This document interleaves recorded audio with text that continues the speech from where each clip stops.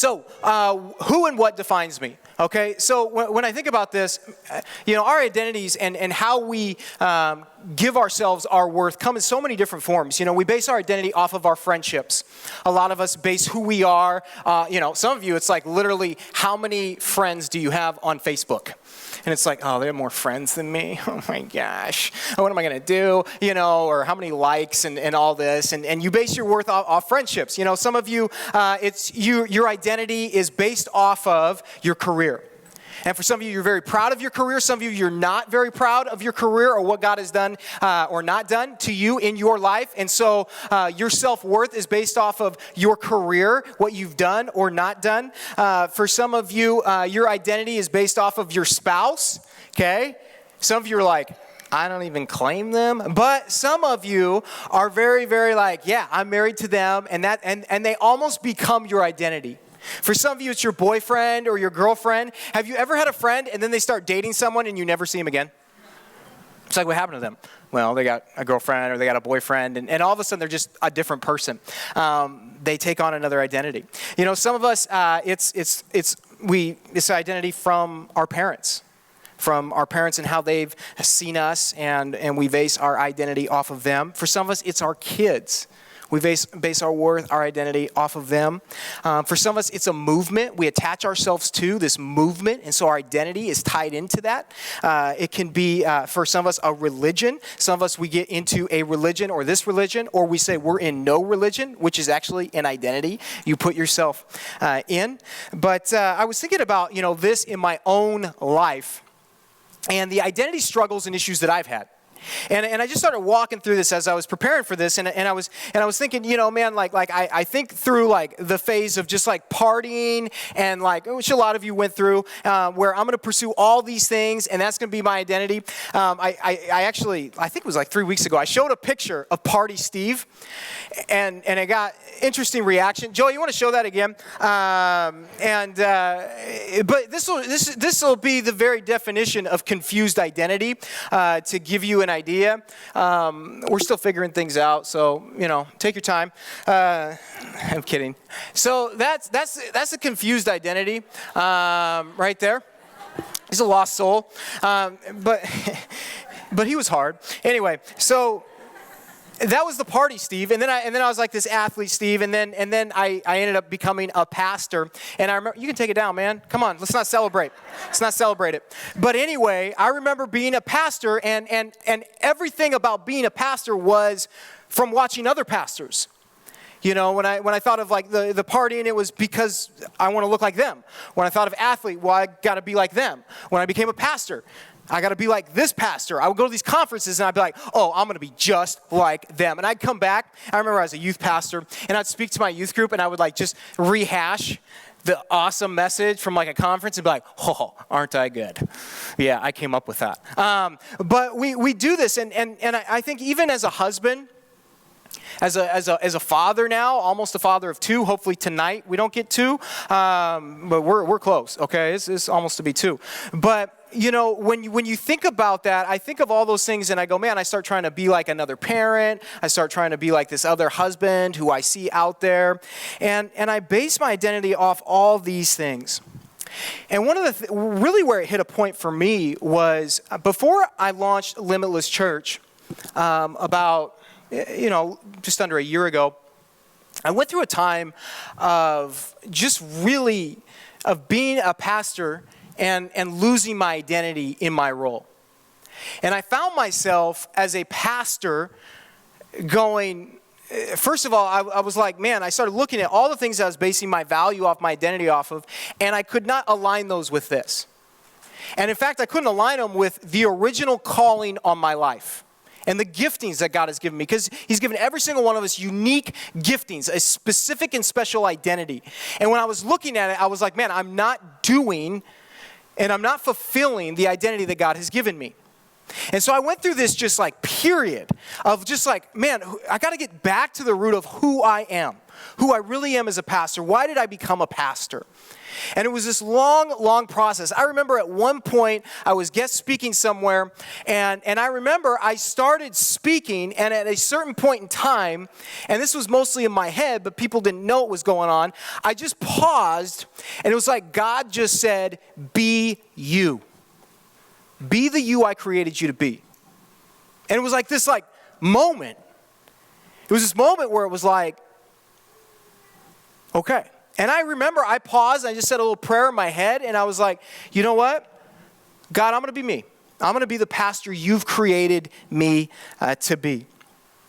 And that was a huge moment for me. And I think for a lot of us, we wonder, I hear about this freedom that they always preach about in church, this peace that they preach about in church, these experiences that I hear other people have. And I go, a lot of us don't experience that just because we are in the midst of an identity crisis. We don't even really know who we are. We don't know who God's designed us or created us to be. And so we're caught up trying to pursue this, look like this, act like this, think like this, pray like them, preach like them. And we miss out on the very thing that God has designed us, uniquely you, to experience. And so I don't know about you, but I think a lot of us, we're confused. And so today, what we're going to do is we're going to dive into this topic, and we're going to be in this series for a couple weeks on just going through identity, because it is such a critical thing. And we're going to base this off of a guy who most of you know. His name is Moses, okay? And to give you a little backdrop, before we get into this, you're like, man, does he just talk, or do we actually read this thing? We read this thing, man. If you don't know or have not been here, we will read this. I promise you that. But let me just give you a backdrop in who Moses is so that we can understand what I'm talking about. Okay, so when Moses comes on the scene, you need to know, most all of you know the Old Testament, the Israelites, and you've either seen it in a movie or something, how Moses is the guy that parts the Red Sea, and everybody just always wants to go, man, that must have been amazing and cool and all that. Well, he's the guy that leads the people, the Israelites people, out of Egypt. But to give you an idea of what he came into, okay, how many of you know who Joseph was? Okay, and there's the play, the Technicolor coats or whatever. But anyway, Joseph was this guy that brought the Israelite people to Egypt, and he was beloved in Egypt. He was the second in command to Pharaoh. He dies, and then Moses is birthed 300 years later. Okay? So you need to understand that, because when Moses comes on the scene, the Israelites now are not liked. They are slaves. They've been slaves for 50 years when Moses comes on the scene. And I don't know about you, but you think, man, how can people forget? Well, if I asked you what was going on 300 years ago in our nation, you'd be like, I don't know, something special. But that's not part of who we are. And so we've changed a lot. And so we look at this, and the Egyptians are actually threatened because of the amount of Israelites. There's over 2 million now of Israelites. It's populated like crazy. And so what has happened is the Pharaoh at the time, and for some of you that have gained your theology off of movies, just hang with me, because you're going to be confused, because you're like, well, wait a second, I thought this and I thought this, because in the movie it did this. No. I'm sorry. That's entertainment, okay? There was actually 4 pharaohs between Moses' birth and when he said, let his people go. 4 different pharaohs. So it's just crazy. But we're going to go through some of that. But the reality is, when Moses was born, he was born when all the firstborns of Israel were told to be slaughtered, all the males. And they were supposed to be thrown out into the Nile River and killed, okay? Moses' mother had a different plan, built this little boat thingy, I don't know what it was, and pushed him out into the Nile like a responsible mother. Okay, let go and let God, I guess. Anyway, I don't know. Everybody's like, what faith? And I'm like, bye, Kingston. Good luck. There's an alligator. Okay. Anyway, so, yeah, I mean, she knew something I didn't. But, so he gets picked up, right? He gets picked up by the Pharaoh's daughter, all right? And he is brought in, and then she starts raising him. But it's cool, because Moses' mother actually gets to wean the child, and then bring Moses back to the Pharaoh's daughter. And so he is raised in this incredible situation. He's literally goes from nothing to everything. And as, as Pharaoh's daughter's son, I mean, the setting for him is crazy because the school he attended was the Temple of the Sun school. Okay, now some of you are like, what does that mean? Well, that school, his history tells us, was like the Oxford of the ancient world. Okay, archaeologists and historians have dug up all these artifacts about the Temple of the Sun. We'll call it the Temple of the Sun University. And anyway, and so we find out all these things and how incredible the school was that the ancient Egyptians would go to and their kids would go to. And so Moses was just like, he was doing amazing. He would obviously kick it off with the class on hieroglyphics, okay? Now, here's the thing. Hieroglyphics, they say, I have no idea because I don't know that, but they say that this language is the most difficult language ever put into writing until emojis. Now emojis are that language. It doesn't use characters. It uses pictographs that highly stylized symbols that represent complex ideas. And so it's a very, very difficult language. But he would have been in that. He would have plunged into the sciences, medicine, astronomy, chemistry, theology, philosophy, law. He studied battle, the battle tactics, wars, all these things.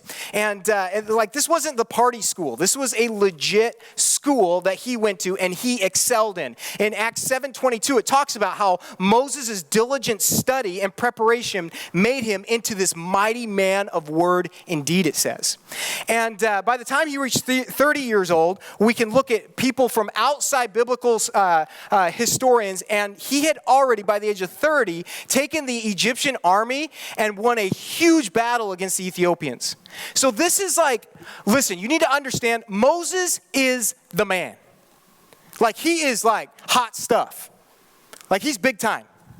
Okay, so as he's being trained, like he's no more this little like, oh, Israelite dude. Like he is like being trained for the throne. And that's how people look at this guy. Like when he comes in, it's like, oh, there he is. That guy, yeah, he is the real deal, okay? Like, Moses, sign my pictograph. I don't, like he's amazing guy. And so we see this, but something happens. And Moses is turning 40 and something happens. And in Acts chapter 7, verses 23 through 24, now for those of you that are confused because we're talking about Moses and we're in the New Testament, you need to understand something. One of the beautiful things about the Bible that you need to understand is a lot of times Old Testament stories will be more clarified by the New Testament. And someone will reference a story in the Old Testament, you'll go, oh my goodness, that's not there, but it's here.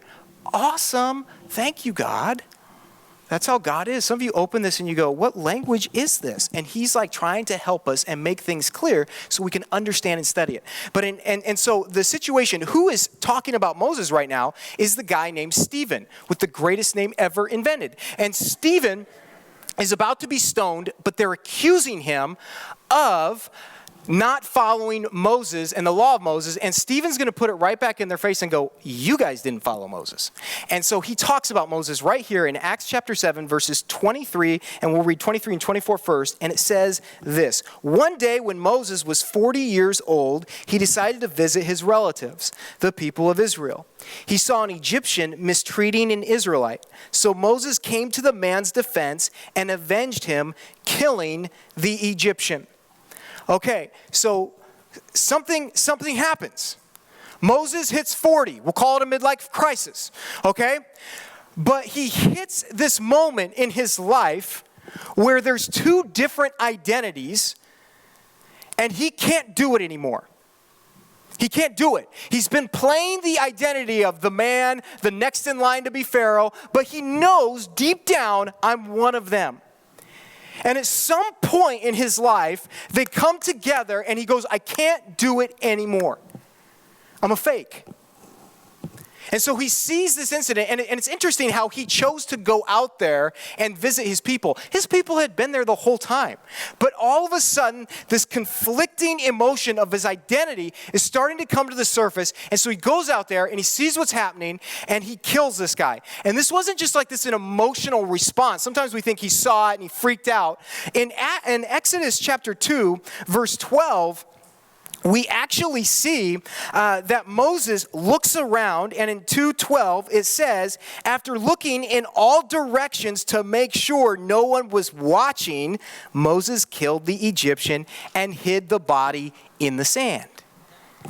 So listen, he looks at the situation, and in a moment we'll see his motives, but very calmly and coolly he goes, all right, it's time. I can't be this anymore, and that's bothering me, and that's part of who I am. I'm going to go deal with that. And he looks around, and he goes, he kills him, and then he hides him. You know, when I look at that, I go, man, this guy just literally threw away the throne. But it's interesting how the success of this world, no matter how successful you are, it's interesting how when your identity is not rooted in who you are called to be by God, nothing works. Nothing works. And so you're lost.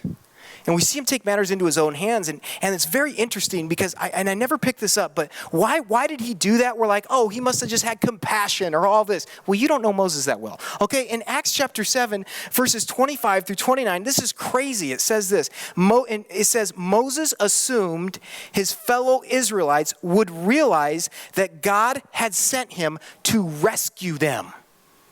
But they didn't. The next day he visited them again and saw 2 men of Israel fighting. He tried to be a peacemaker. Men, he said, you are brothers. Why are you fighting each other? But the men in the wrong pushed Moses aside. Who made you a ruler and a judge over us? He asked. Are you going to kill me as you killed the Egyptian yesterday? When Moses heard that, he fled the country. Did you pick up on why Moses did what he did? Because most of us, we think Moses got his life, his purpose at the burning bush way later on, 40 years from this event later. No. Moses, his intention was for them to realize and understand that I'm here to rescue this nation. And so we see in one moment him literally murder the identity that he had built up, this incredible reputation, everything, the look, all that he had. He murders that identity. He goes after this identity, but guess what? It wasn't God's identity for him, and so guess what? It didn't work. He's thinking they're going to rally. He comes back. I love how it says he comes back the next day. You know what he probably did? After he secretly murdered this guy, well, enough so everyone would see, and then hides the body, goes back. He's probably thinking that night, I'm going to come back and everybody's going to start chanting my name in Israel, and 2 million people, we're going to take over this place. And it's time. It's my time. But he comes back and it's totally different. Nobody's going, oh, Moses, da-da-da-da. They're confused, and they're like, who are you? Are you going to kill me too? And we see they're 100% confused because they're like, this guy's got identity issues or mommy issues. He's got something. Like what is the deal with this guy? And so we see this incredible conflict in this guy that supposedly has it all together at the pinnacle moment of his life. And he throws it all away because he's confused about who he is. And I look at this moment, I look at this situation, and I go, man, that guy had this inner battle in his life going on that he was struggling with. And I don't know what it came from. Maybe it was he was given up as a child. Raised in a foreign culture, knowing that it's not really you, but it's supposed to be you. Deep down knowing that God has something else for you. He gets to the point where I just can't fake it anymore. I can't fake being who I'm not anymore. And I can't help but just imagine and believe that there's some of us in this room, and we're just struggling. We're struggling with who we are, with who maybe God's called us to be, who we think God's called us to be. We're maybe just confused because we don't even know who God's called us to be. Maybe it comes from your past. Maybe you were adopted. Maybe you had divorced parents, and you're still, and that's still a part of who you are and your identity, and you take it with you. Or maybe you are divorced. Feelings of inadequacy. Some of you just have feelings of inadequacy that's part of your identity and who you are. And if we could just look inside, we go, man, who you are really isn't who you are. Some of you just don't feel loved. For whatever reason, I'm just not loved. Some of you are everything, you just feel like all your relationships are performance-based. So these are just like what they can do for me or what I can do for them. And it's like empty. And you're unfulfilled, and these emotions are happening. And I remember deep down, it was crazy. I remember even as I was thinking about this, I remember deep down, I knew, even before I'd given my life to Jesus, that he had something special for me. It's like I knew it deep down. And I remember I'd even have moments where it was like, oh yeah. And I would go and someone would invite me to a baptism. I'd be like, yeah.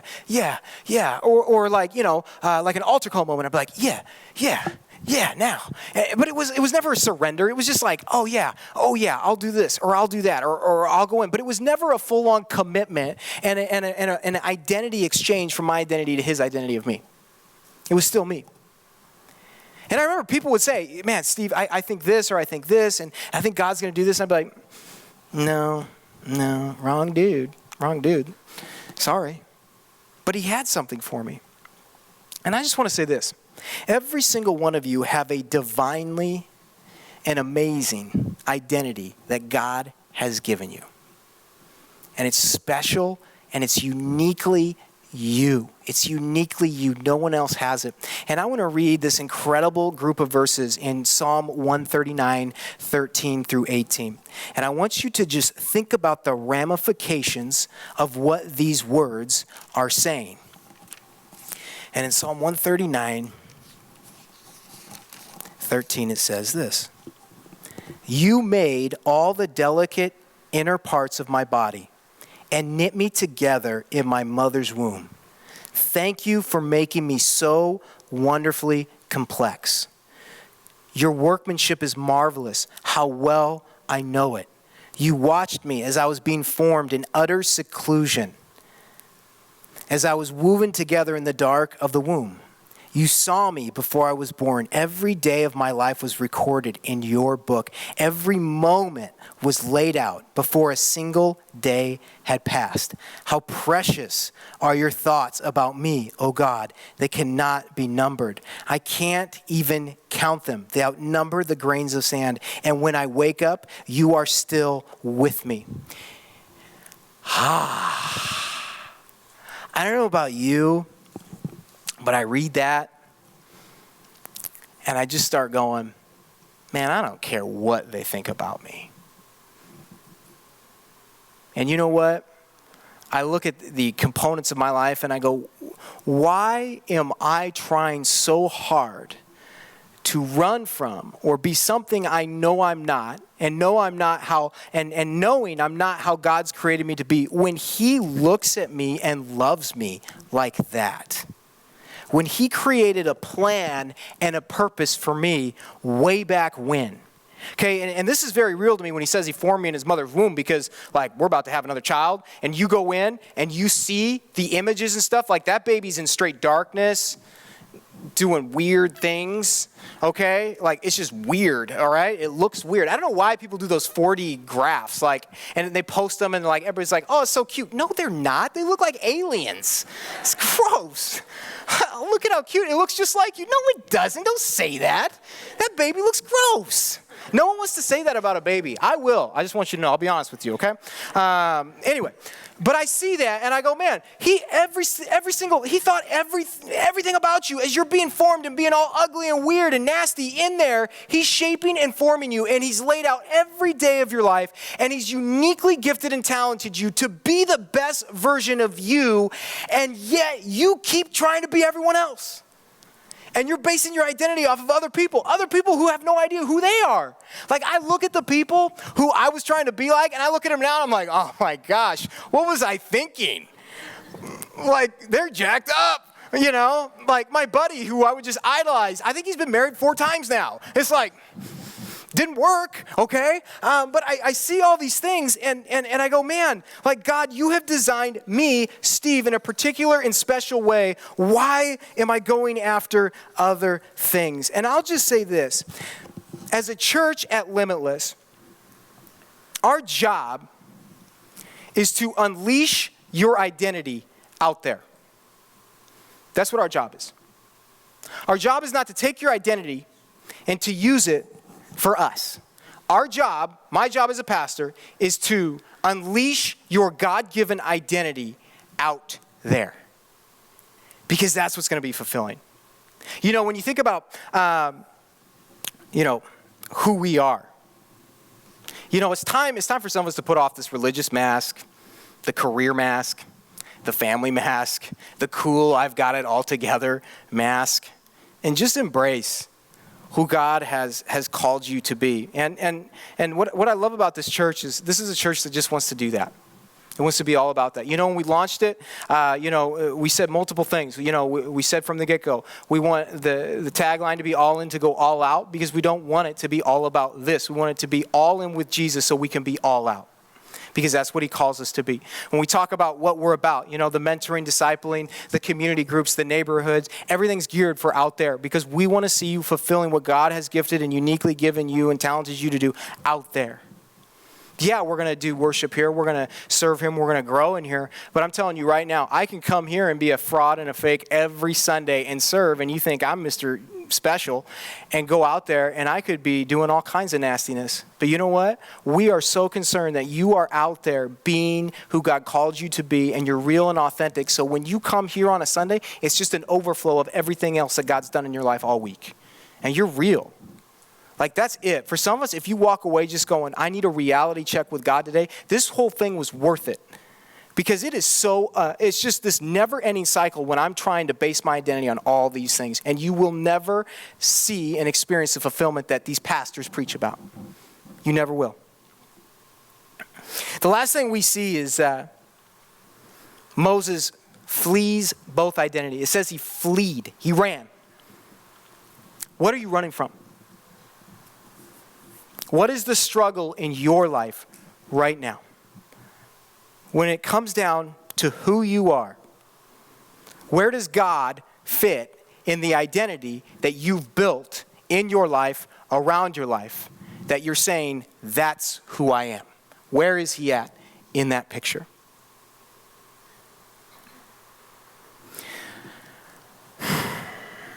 You know, one of the cool things about this space that I love is we've got a deck out back. It's awesome. And we're calling that our prayer deck. And what's going to happen is, and we do this every week, is after I close, we sing worship songs. We sing a couple songs. Because I always feel like you should want to worship more after the message as opposed to like, get me out of here. Okay? But we're going to sing a couple songs. And as we sing the couple songs, I want you to just think about what I read to you in Psalms 139, about how much the Savior loves you, adores you, how he sees you, how he's been so intentional in forming you. I want you to think about that, worship him out of that. But for some of you, there is some crazy, crazy conflict going on. And right now, I just want you to bow your heads and close your eyes with me. And listen, as you bow your heads and close your eyes, I'm not going to sit up here and do this long, elaborate gospel presentation. There is no, say this verse. There's just not this full-on prayer in the Bible, and it says everything's going to go if you say this. That's just not the case. For what you need, for some of you, what you need is you need an identity exchange today. Today, you need to take off and remove this identity, this facade that you have been putting up, that you've been acting out of, and you need to say, God, I'm coming back to you, and I'm embracing the identity that you have uniquely given me, because that's where it's at. And so right now, I'm just going to give us a moment of silence. And I'm just going to ask for some of you that have never taken on the identity that he has wanted to give you, and you've been holding on to your own, and it's just simply saying, God, I'm done with me. I'm done. I want to claim and embrace the identity that you have given me today. I'm tired of comparing myself. I'm tired of trying to look at like all these other people. I'm tired of creating this ranking system. All of that, Lord, I lay it down right now, and I choose to have the identity that you have given me, and I'm going to go after it. Just take a minute now if you need to say that to him and do that.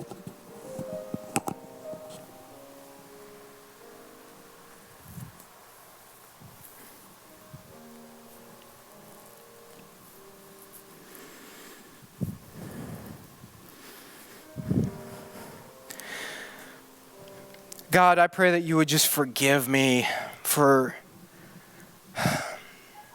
trying to be so many things. Trying to base who I am off of others, by looking at success for myself based upon others, by going after these identities that wasn't your best for me.